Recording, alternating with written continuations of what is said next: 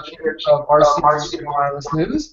Joining me today is Dr. Nicolai Schaettgen, who is a principal at RTD Little. We're going to do a little discussion today on the NFC and payment space. So, Nicolai, thanks so much for joining us today. We appreciate it. Thank you. Thanks for having me today. Very good. Well, maybe we'll start out with, maybe for those who might not know who RTD Little is. He's been around for a while, but perhaps might not know for some reason. If you can give us maybe a quick overview of the company, how you guys are in the telecom space. Sure, more than welcome. RTD Little is a global management consultancy with a global footprint, originally Boston-based, the oldest consultancy in the world.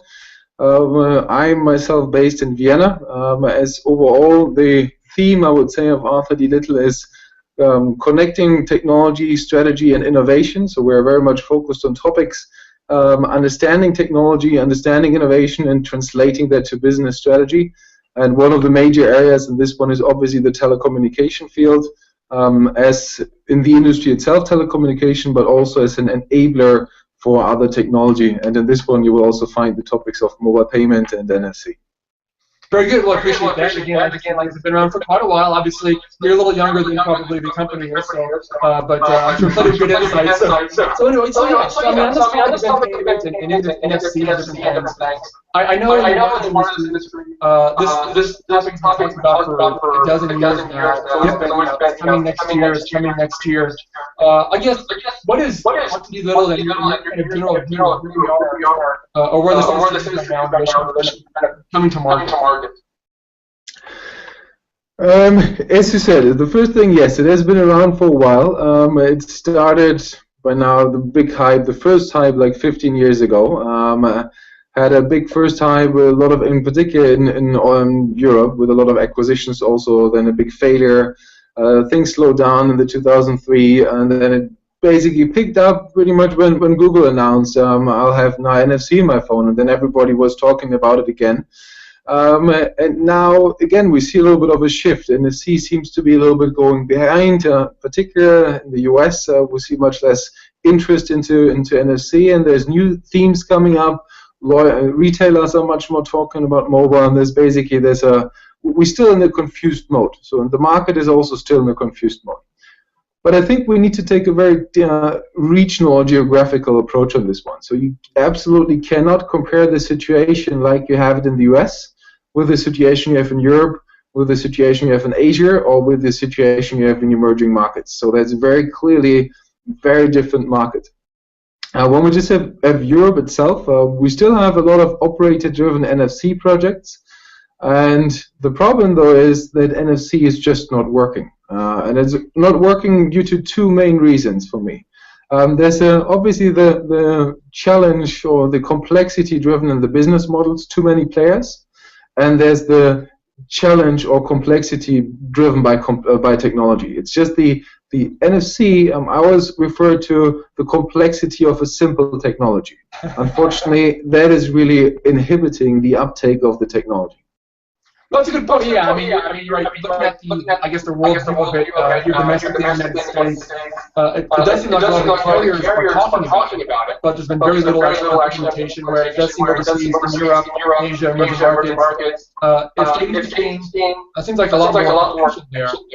But like you said, there's technology challenges that you would think by now. I mean, like you said, NFC has been talked about for a while. It's supposed to be a very simple technology, but it still seems like there's apparently the challenges involved in it. Absolutely, it is. It's unfortunately really the case, and the problem is in NFC, as any payment scheme, the most important thing for the scheme itself to be successful is scale. You need to have scale, and unfortunately, as the operators believed, and still many believe, that they are sitting with NFC in a walled garden, so they have the golden key, the one. They are the one player who cannot be disposed. We are mobile operators, so we have the key. There's nobody else who can do anything on it without us. And they have this mentality, and they think they can enable an ecosystem, but they just can't.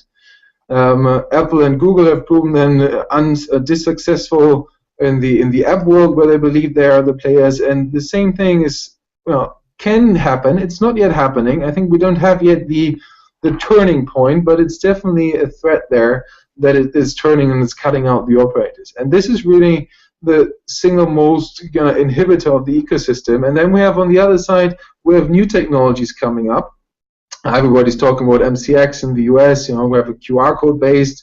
We don't have an NFC based solution. Then you had in Europe 2 announcements which make major traction. So we had the Bank Inter in Spain who launched a cloud-based secure element solution. We had the Bell ID, incredible PR behind the cloud solution of cloud secure element solution behind that one. And that again in itself is inhibiting and prohibiting many players from moving. So basically, if I now go to any bank, anything and talk about anything about mobile, it's always, okay, yeah, I don't have to work now with operators anymore, right? I can do it now by myself.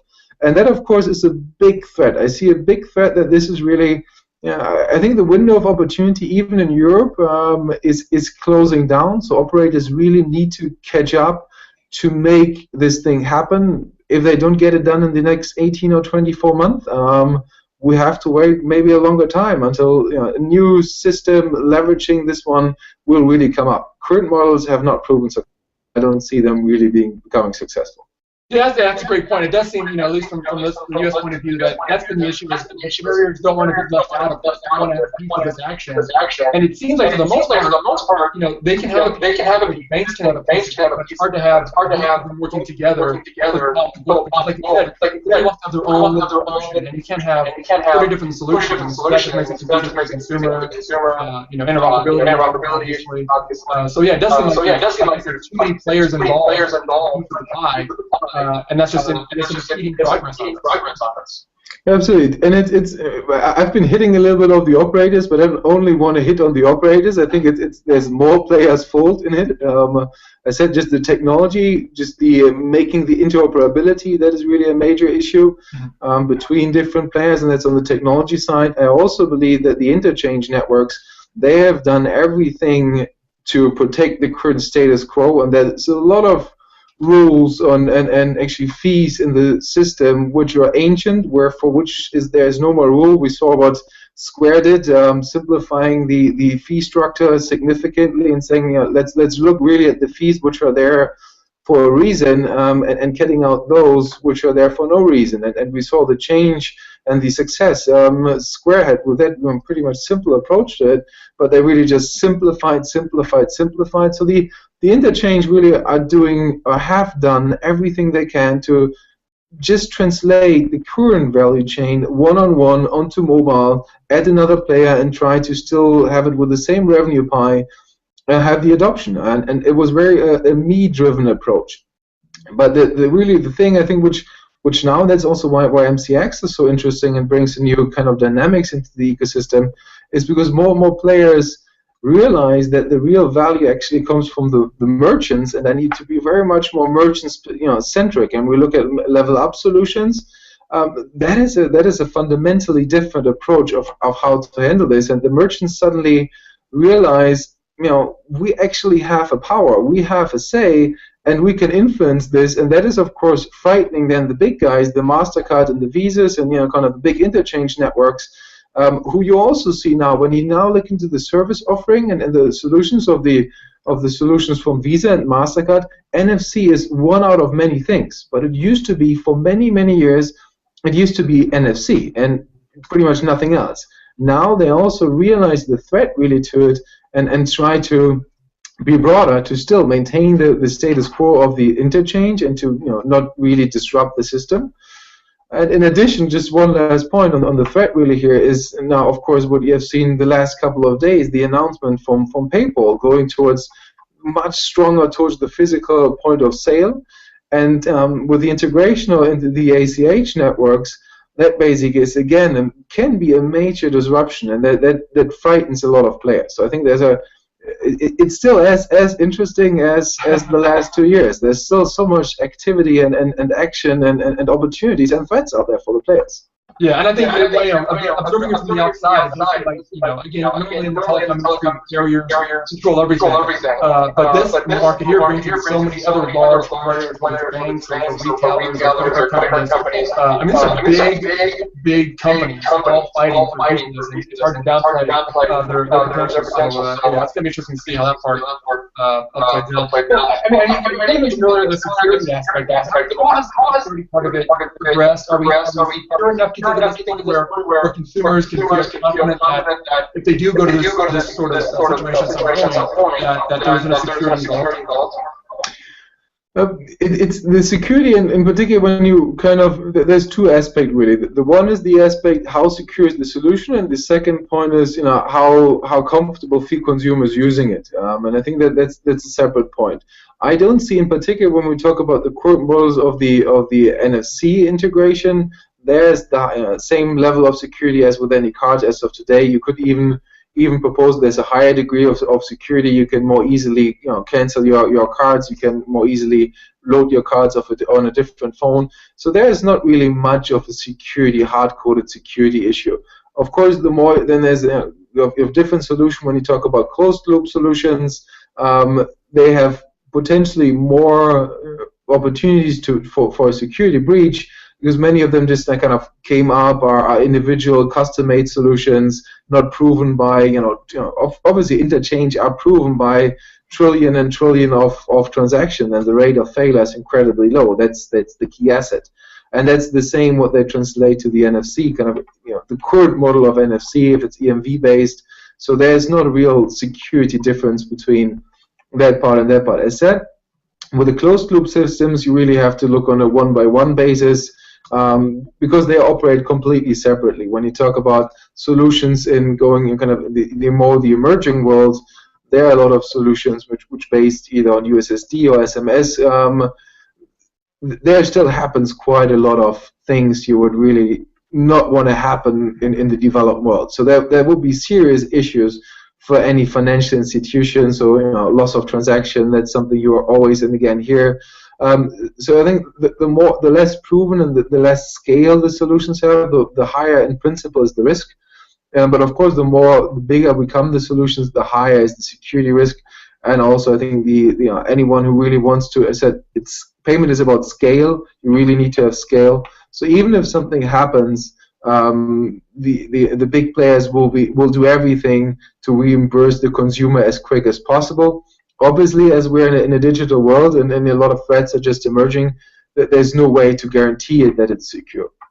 The other part is really the kind of how the consumers feel about it.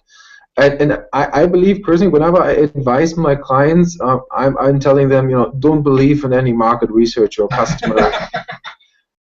Because let's face it, at the end of the day, you're asking a consumer about a theoretical use case, paying with something in the store everywhere and using this one potentially to read in smart posters to identify yourself in the post office, and kind of a gazillion different use cases which you have never heard about and which you just cannot imagine. So it's really hard to take any real substance behind it.